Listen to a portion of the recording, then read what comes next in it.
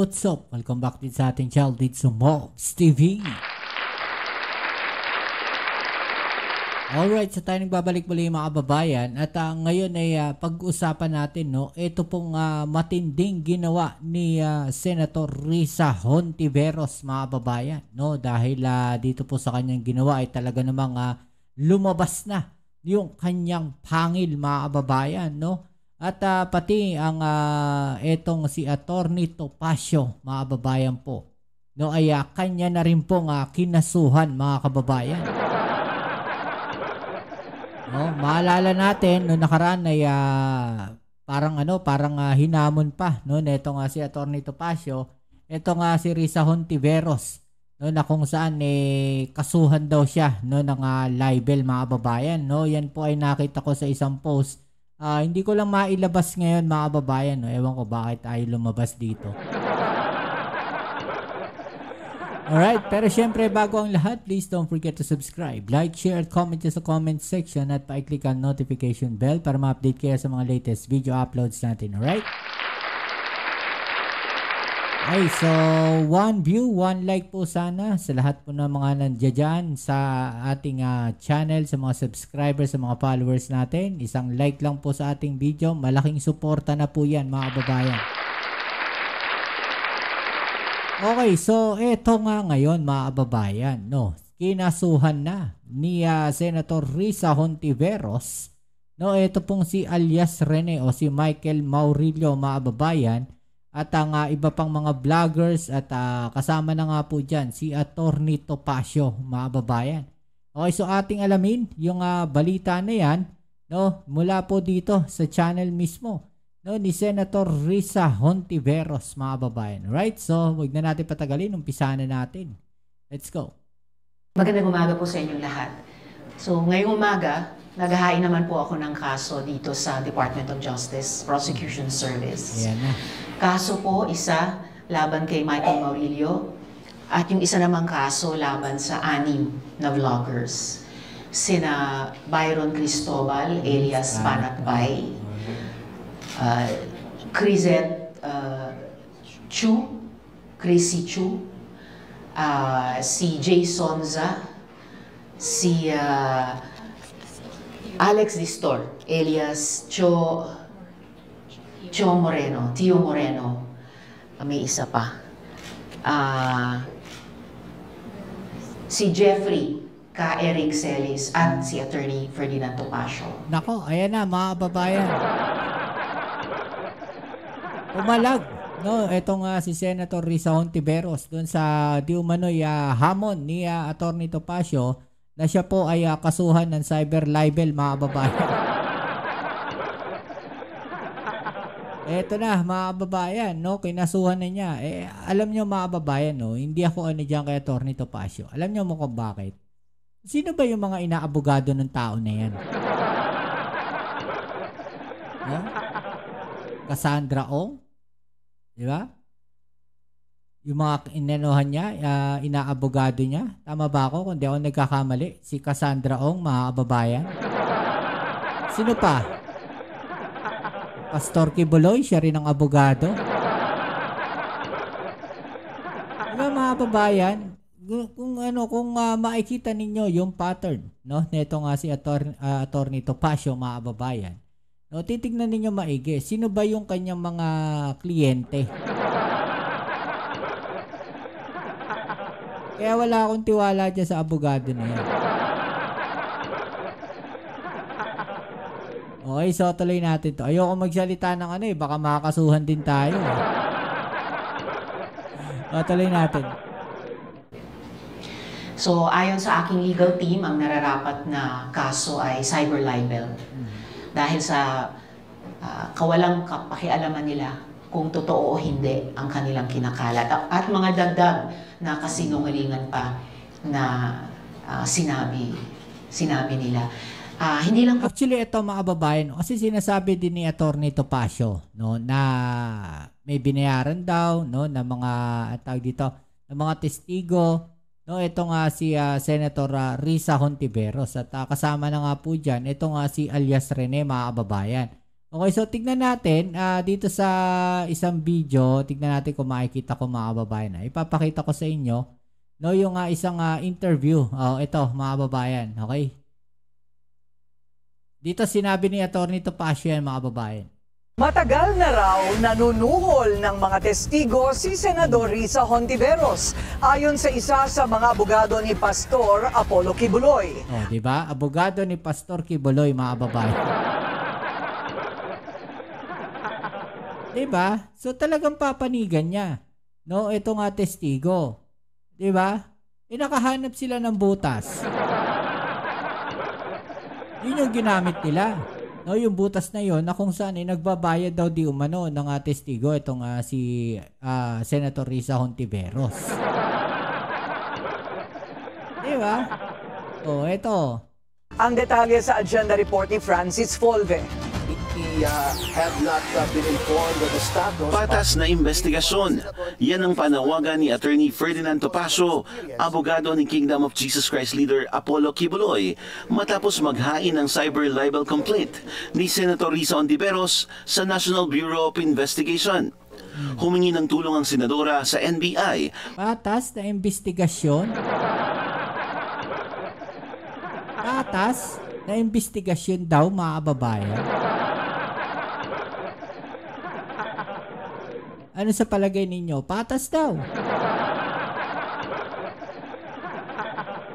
Para imbestigahan at matukoy ang mga taong nasa likod ng Facebook at YouTube account na pagtanggol Valiente, pati na kay Michael Maurilio. Hinahanap at tinatakot. Sinabi ni Maurilio sa isang video post sa social media accounts na binayaran siya ni Hontiveros ng 1 milyong piso para tumistigo laban kina Kibuloy, dating Pangulong Rodrigo Duterte at Vice President Sara Duterte.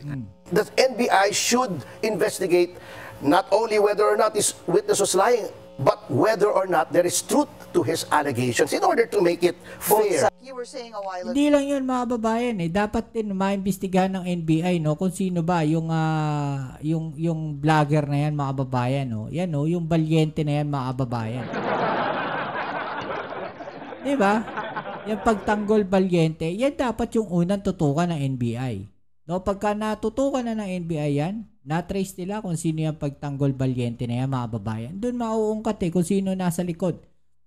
Neto nga pagbaliktad, mga babayan, ni Maurilio.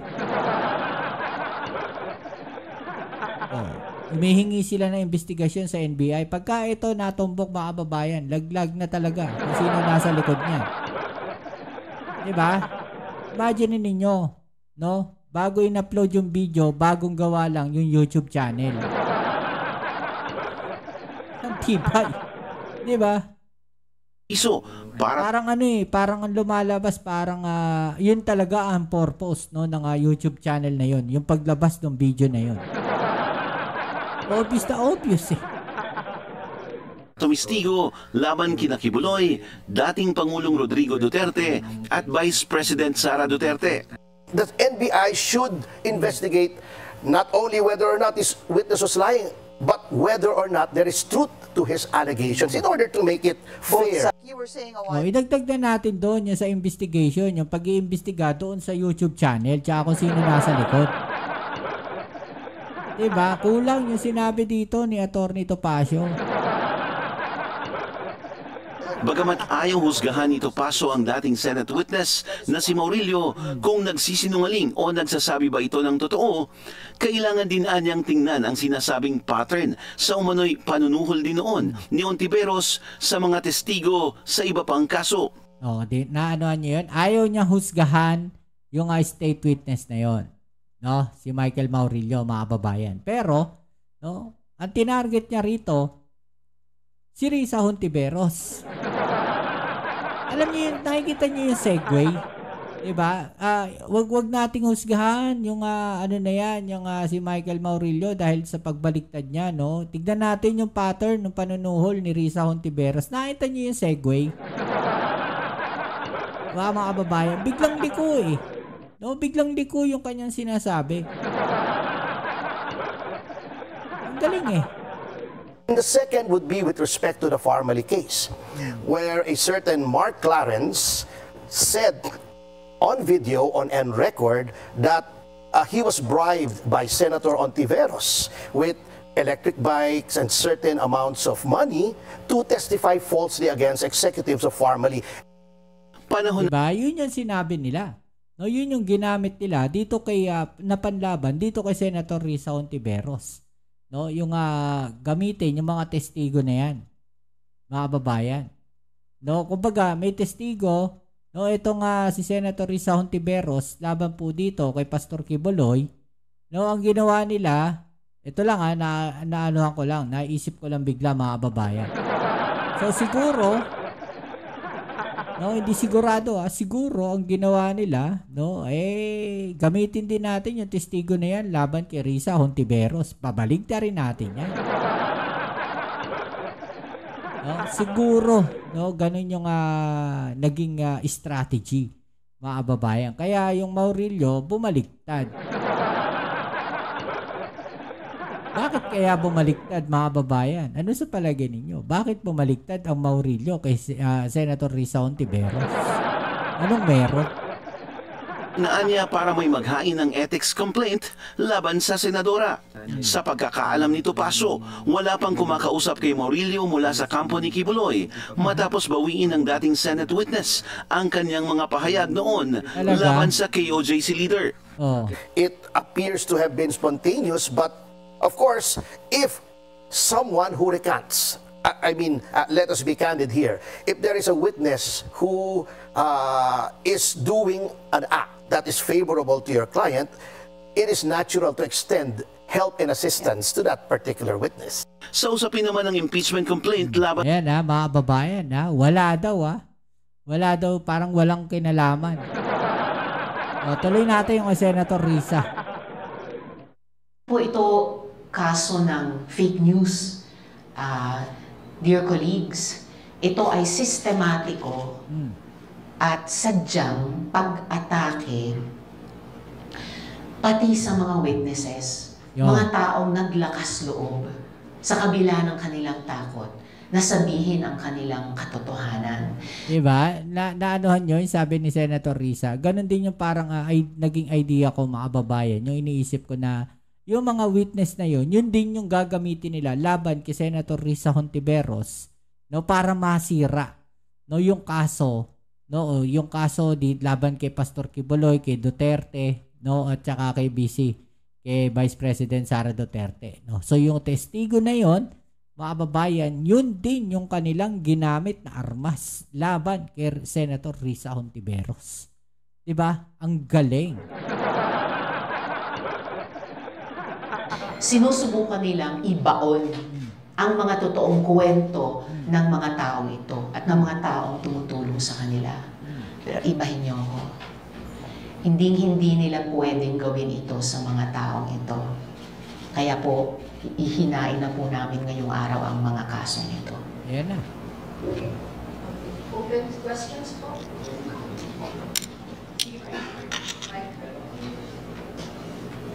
Ben po tapos sa Philippine News Agency. Ano po yung difference nito sa na-file niyo earlier sa NBI?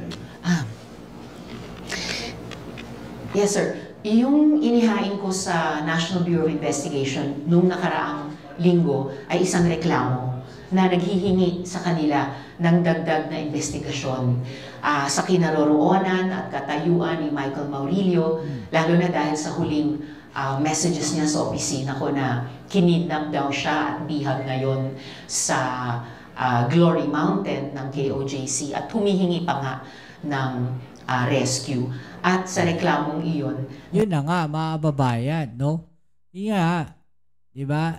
Nag-message pa dito kay Senator Risa Hontiveros. Yung message na yon, after nun, mga babayan, yung mga may hinihingi pa, after nun, eto na, bumaliktad na si Maurilio. Diba? Anong nangyari? Anong meron? Bakit bumaliktad? Yung tanong dun Diba?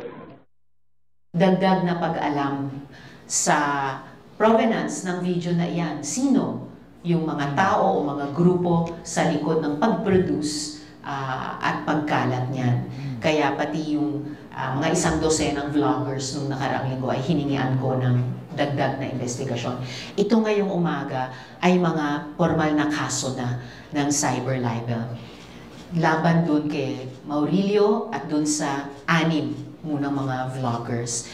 Patuloy pa naman at inaasahan kong magpapatuloy parallel yung investigasyon sa reklamo ko sa NBI at hari nawa itong mga kasong inihain ko dito sa DOJ Prosecution Service at bunga na nga din ng investigasyon ng NBI, malalaman pa namin kung meron pa bang dapat ikaso at meron pa bang mga dapat kasuhan. Next po. Miguel.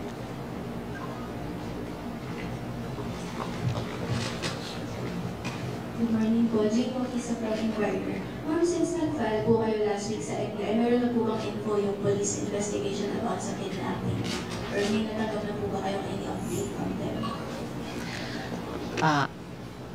Umaasa ko na kaagad inaaksyonan yan ng NBI. So, bagamat wala pang update sa ngayon, pero I am confident na ginagawa nila yung kanilang mandato sa ilalim ng batas sa kahit sino mang mamamayan na katulad ko.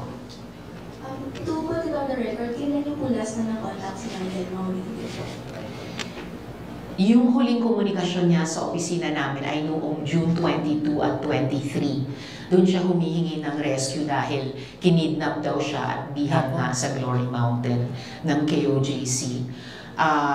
Nagkakataon yung June 24, yung petsa na binuo nung Pagtanggol Valiente na nag-upload ng video niya. So, nung matanggap namin yung mga komunikasyon na iyon, nung June, kaagad namin finoward sa PNP Davao para aksyonan nila. Pero nangyari, habang ina-aksyonan nila, lumabas na itong mga video na ito. Diba? Yun yung sinasabi natin mga kababayan. Diba? Nag-message sa kanya si Maurilio. Tapos, afterwards, pinapaimbestigahan niya. Bago maimbestigahan, mga kababayan, na-upload na yung video. Parang planado. No? Hindi kaya, planado yung ganun. Hingi ka muna. No? Baka bigyan ka ni Senator Risa Hontiveros. Pagka binigyan ka, may ebidensya tayo laban kay Senator Risa Hontiveros, no, na siya ay nagbibigay, no, ng mga suporta o parang nag-aalok siya, no, ng gano'n. Parang trap pala yun kay Senator Risa Hontiveros.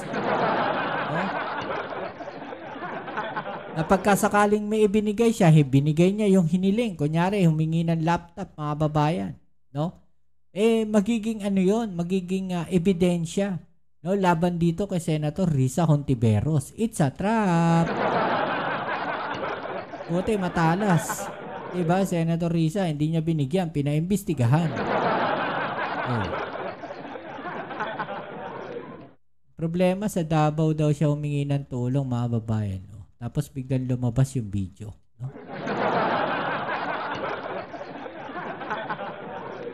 Alvin po siya po sa akin. Sa tingin niyo, Senator, bakit siya biglang nagbago ng isip at pumalit? Ang huling clues na pwede kong pagbatayan ay yung message niya. Kaya hiniling ko rin sa NBI, alamin, totoo bang kinidnap siya? Totoo bang bihag siya doon sa Glory Mountain? Dahil hanggang ngayon, nagdarasal ako para sa kanyang kaligtasan. Pero yun yung malaking katanungan, mga kababayan. Totoo ba? Totoo ba na nakidnap siya? O baka lang yun? Baka script lang din. Kailangan niyang magpaliwanag bakit siya nagsinungaling at nagsisinungaling ngayon. Right, Senator Peter Yan po, ABS. So, yung si Michael Maurilio po ay kumbaga hindi niya na siya tinutuloy na pwedeng biktima dahil nga yung huling kausap ninyo ay humihingi pa siya ng tulong, pero ngayon po sinasada nila siya sa complaint. Posibleng biktima pa rin siya hanggang ngayon. Yun yung hinihingi ko ng kalinawan sa NBI.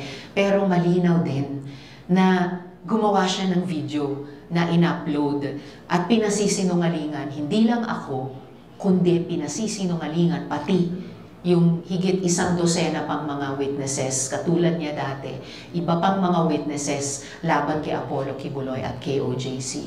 At malinaw din para sa akin bilang miyembro ng Senado na iyang video na yan at yung pagkalat nila niyan at yung pagdagdag pa ng mga kasinungalingan ng mga vloggers na ito ay atake din sa mandato at kapangyarihan ng Senado. Ang Senado na nakikipaglaban para sa mga taong hindi kayang ipaglaban ang sarili nila. Yan din ang gusto nilang busalan. Walang senador na papayag dyan. Hindi papayag ang Senado dyan. Bakit sa vloggers po, ano po ba ito? Nag-share lang, nag-comment, ano po yung ginawa talaga nila para masama sila? Kasama ng aking legal team at inaasahan ko sa NBI, patuloy yung pagkalap namin ng mga posts, mga digital data, dahil dito pa lang sa unang 6 na vloggers na kinasuhan ko, tiwala ang legal team ko na may sapat na katibayan para dun sa akusasyon ko ng cyber libel. So pag mudmud man ng video ni Michael Maurilio o pagdagdag at pagkalat ng sarili nilang mga kasinungalingan tungkol sa akin, tungkol sa mga witnesses, tungkol sa staff ko at tungkol sa Senado. Next po, Jo Casilla po of GMA News Online. Ma'am, active pa din po yung page ng Pagtanggol Valiente po, no? Are you doing anything to take down this site at this page? Sa ngayon, iniiwan ko sa kamay ng NBI kasabay ng pagkalap ng mga datos tungkol kay Maurilio at tungkol sa mga vloggers online, yung karampatang aksyon dyan sa Pagtanggol Valiente. At siguro sa puntong ito, ang pinakamahalaga sa amin ay malaman ang identity ng mga tao o mga grupo na nagtayo ng Pagtanggol Valiente na yan. At sa tingin namin ay isang fake news channel at ginagamit primarily or halos solely sa ngayon para ikalat yung video ni Michael Maurilio. Okay, next. Sorry ma'am, Daniel ito TV. Ma'am, di ko lang po alam kung tama. Doon sa complaint niyo sa NBI, kasama po si Sas Lucasaso at si former Secretary Texie Cruz Angeles. Bakit po ngayon ma'am hindi na sila kasama? Inuna na po namin yung unang 6 na vloggers dahil sa kanila malinaw sa legal team. Ngayon pa lang na may sapat na mga impormasyon na para isama sila sa isang kaso po ng cyber libel. Sa mga susunod na araw, dahil patuloy yung aming pagkalap ng mga digital information ng mga taong ito, itong unang 6 at pati yung mga yung 6 pa na naisama sa reklamo ko sa NBI, maaaring magdagdag pa kami ng mga isasama sa kaso. Okay, meron pa po. Ang Lawrence na ako, Radyo Pilipinas. Ma'am, sinasabi po ng ilang mga vloggers, naglabas na po siya ng early statement na hindi daw po ito sa freedom of speech at opinion lang daw po yung binigay nila. Makahin po reaction. Lifelong na naniniwala ako at nagtataguyod ng freedom of speech, freedom of expression. At the same time, malinaw ako mula sa simula. Hindi yan nag-e-extend sa pagkalat ng mga kasinungalingan na maglalagay pa sa panganib sa ibang mga tao. And in this case, ilan sa pinaka-vulnerable ng mga tao, mga witnesses laban sa isang makapangyarihan at mayamang puwersa. Dulas na lang po baka message po sa mga vloggers sa aking Atty. Topacio, ma'am. Iwan ko na lang dun sa unang 6 na vlogger na sagutin ang anumang aksyon ng DOJ Prosecution Service bunga nitong mga kasong inihain namin ngayong umaga.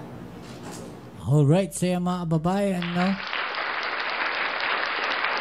So, nakita na natin, no? Itong ginawang aksyon, no? Itong si Senator Risa Hontiveros, laban po dito, no? Sa mga vloggers, at saka especially dito kay Atty. Topacio, mga kababayan. So, ito na. No, sinagot na yung hamon ni Atty. Topacio. Okay, so yan muli. Maraming salamat sa lahat ng mga patuloy na kasuporta dito sa ating channel. Kita-kits tayo sa ating next video upload. Ito muli ang inyong Kuya Mobs sa Mobs TV. Peace. I'm out.